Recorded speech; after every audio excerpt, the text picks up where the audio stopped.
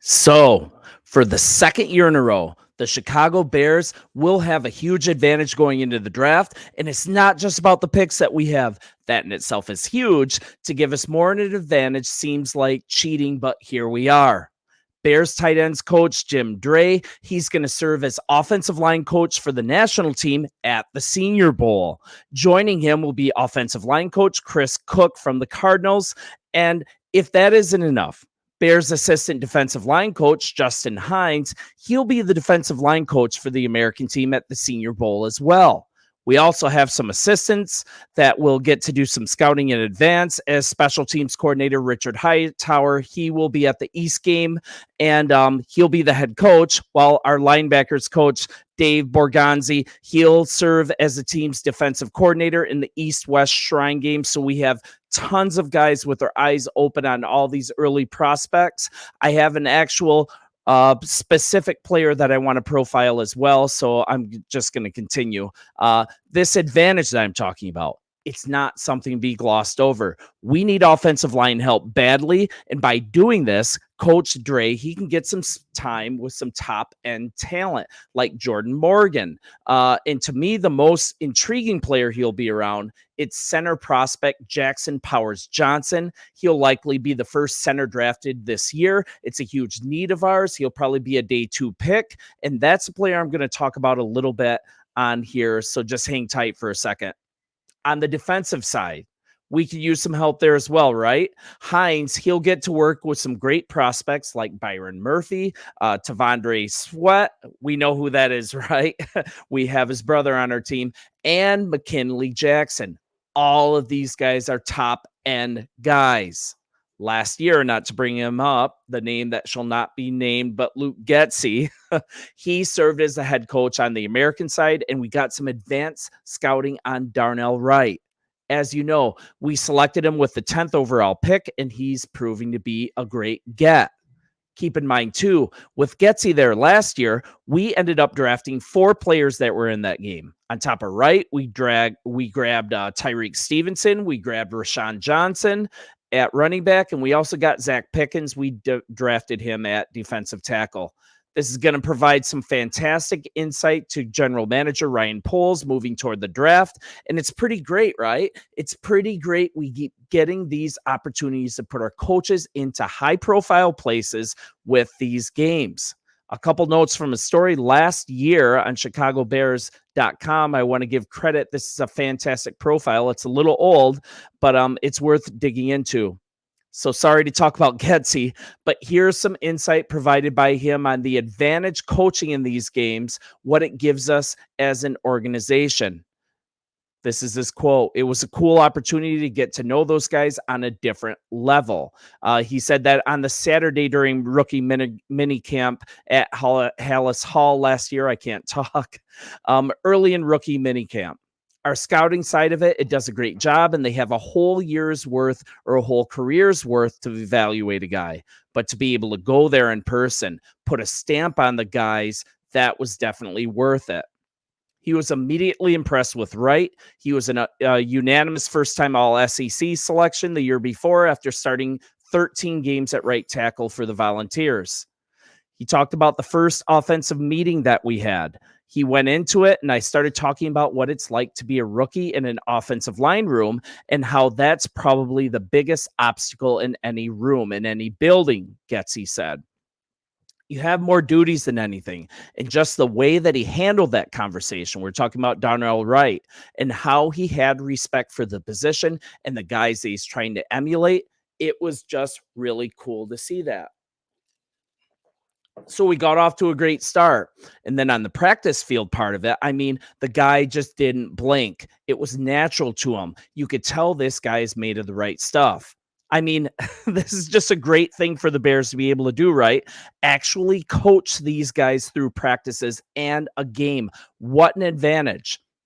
He wasn't the only Bears assistant to coach in the Senior Bowl last year. He was also assisted by linebackers coach Dave Borgonzi and assistant tight ends coach Tim Zetz. While Bears assistant special teams coach Carlos Polk, he served as the national team special team coordinator. So we always have a huge presence at these games, and it is an amazing advantage. So I want to get to a player profile here. So if you give me a second, let's get here. All right, we're all set. I'm my own producer here, so bear with me. Uh, let's talk about this. Center's a huge need, and as promised, let's check out who Powers Johnson is as a player. BigBlueView.com. They had a great profile on Powers Johnson, so let's walk through it. It lists his strengths as leverage, play strength, athleticism, hand usage, football IQ, which is a little underrated. Football IQ is huge. This is a guy that kind of came out of nowhere, and he ended up being the best center in the country. The profile suggests that he might be the best interior lineman in the whole draft. I'm not sure I agree with that, but hey, let's continue. He was a wrestler in high school, which is definitely helpful with body balance and leverage, and he measures out at 6'3" and 320 pounds. Man, these guys are huge. That's crazy. He bounced around the line a bit. He played only 607 snaps in 21 and 22 combined at right guard mostly, but he also slipped over to right tackle. He also played center. He also played defensive tackle even for Oregon. Then something happened. He settled into the center position his last year, and he was a huge part of the Ducks pushing toward the Pac-12 championship. This player, he has a lot of upside, and we value versatility on our offensive line. He played multiple positions along the line before settling in at center, like I was talking about this last year in 2023. And he caught on fast. He finished the year as the Remington Award winner. If you haven't heard of that, it's awarded to the top center in the country every year. He won that, and he's built correctly. Natural leverage, a strong, quick hand movement to engage after the snap. And one thing that's in his favor hugely is what I was talking about, football IQ. His awareness after the snap is great, and he excels at identifying late pressures, and he's able to identify movement along the defensive front. His football IQ is fantastic. He has a great bend, great leverage use, possibly that could be attributed to his years on the wrestling team in high school. I'm sure that's a huge part of it. His base is wide, and one thing he maintains is pad and hip level, even when holding a block with lateral movement. With our scheme, with how we move fields around a lot. And yes, I'll talk about Caleb too. Relax, everyone. He's still on the menu. But with the way that we like to move around the pocket, that ability to hold blocks with lateral movement is huge. He's athletic enough for zone blocking schemes. He can also excel in man gap as well. And his mentality, he has a mean streak, and there's a ton of film of him pancaking defenders to the ground. It's pretty impressive to watch. Look it up. But beyond that, though he's a fighter to sustain blocks, and he has the motor to re-anchor if he gets beat on an initial move, but he has a high motor. He's a fighter. That's what we prize in all of our players, not just offensive linemen. His weaknesses, though, I'm going to be honest, there's sometimes his hand placement isn't great. His leverage can be a little inconsistent. And I think this can be chalked up to the fact that he's only really started 1 year at center, only 1 year in the position full time. But with the hand quickness that we talked about, that's great. But lack of repetitions, that can cause his hand placement to be off. He can miss the puck, or he can have hands outside of the defender's frame, and that's a no-no that leads to holding calls, right? Not to mention he can get bull rushed in that situation, do that by a higher level. And when he's faced with a higher level athlete in the pros, he's going to see that every day. So there's going to be some development here. He's not going to be able to jump right in at center. I think the leverage issue that can affect his ability to downhill block when driving off the ball. So all this said, what are we looking at here? I think he's a fantastic prospect. He has a broad build, good length. He moves well. He has really great mobility. That fits our offensive scheme, right? He can slide and pull really well. That's something that we're lacking on our offensive line right now. And he just has really good footwork. He has a great football IQ.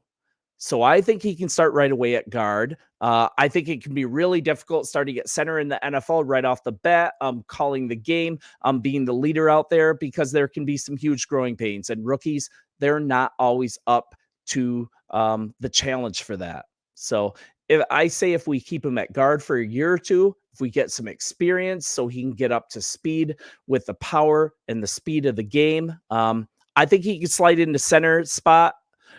Excuse me, getting over a cold here. I think he could slide into the center spot and he would likely be great there. With the success of our coaching staff, though, with a player like Braxton Jones, I could see that development get fast tracked and maybe his first year he could slide into center. So, in the meantime, I'd suggest filling our center position via free agency. We know Patrick's not it. And with the thought of Powers Johnson taking over after year one, we're looking at a great value pick in the second round on a guy with potentially a late first round grade. I love that our coaches get this time with him as well, along with the other prospects. And I'm looking forward to fixing our offensive line this offseason. I actually absolutely love that our coaches are getting time, not only coaching and practice these players, but actually real game time reps and being able to see them on the field and to coach them and get their cognition and football IQ. This is an incredible advantage. And I am so glad we are in this position. You guys let me know what you think. Like and subscribe. I will talk to you in the comments, and hey, bear down.